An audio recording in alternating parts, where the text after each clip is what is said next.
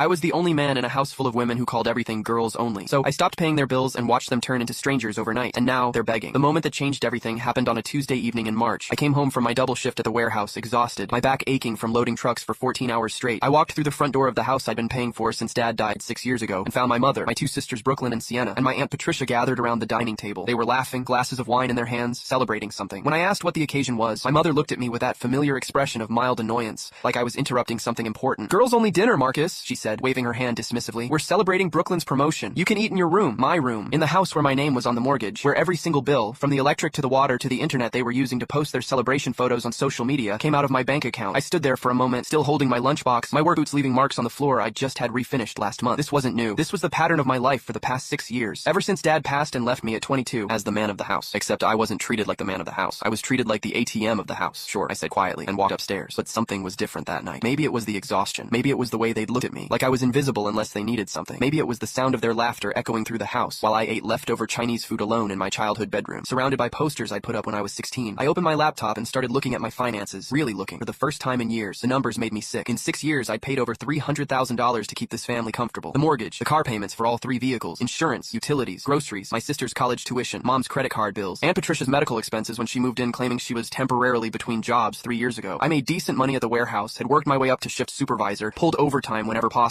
but I had nothing saved. Nothing. At 28 years old, I was living paycheck to paycheck while supporting 4 adult women who had never once asked me how I was doing. The financial abuse was so normalized, I hadn't even recognized it until that moment. Every family gathering was girls only. Every vacation they planned didn't include me because you have to work anyway, Marcus. Every decision about the house I paid for was made without my input because we out-vumber you, as Sienna loved to say. I thought about my girlfriend Rachel, who'd left me 8 months ago. Her last words kept replaying in my mind. "I can't compete with your family, Marcus. They've trained you to think you don't matter unless you're useful, and you don't even see it." I'd called her crazy, told her she didn't understand family loyalty. But sitting there, looking at my empty savings account and hearing my family's laughter downstairs, I finally understood what she meant. This wasn't family loyalty. This was something else entirely. These toxic relationships had convinced me that love meant sacrifice, that being a man meant suffering in silence, that standing up for yourself was selfish. I pulled up my bank's website and started making changes. First, I removed my mother, Brooklyn, and Sienna as authorized users on my credit cards. Then I called my bank and set up a new checking account, one that only I had access to. I scheduled my direct deposit to go into the new account starting with my next paycheck. Then I did something that felt both terrifying and liberating. I opened a spreadsheet and calculated exactly how much each person in the house would owe if we split all expenses equally for the past 6 years. The number was staggering. They owed me over $220,000. I wasn't expecting them to pay it back, but I wanted to see it in black and white. Wanted proof that I wasn't crazy, that this family betrayal was real and documented. Downstairs, I could hear them moving to the living room, probably to watch one of their reality shows. My shows, the sports games I liked, were never an option. The TV I'd bought was for their entertainment. I looked around my room at the life I'd been living. A 28-year-old man hiding in his childhood bedroom, afraid to claim space in his own house, working himself to exhaustion for people who saw him as nothing more than a paycheck. My phone buzzed.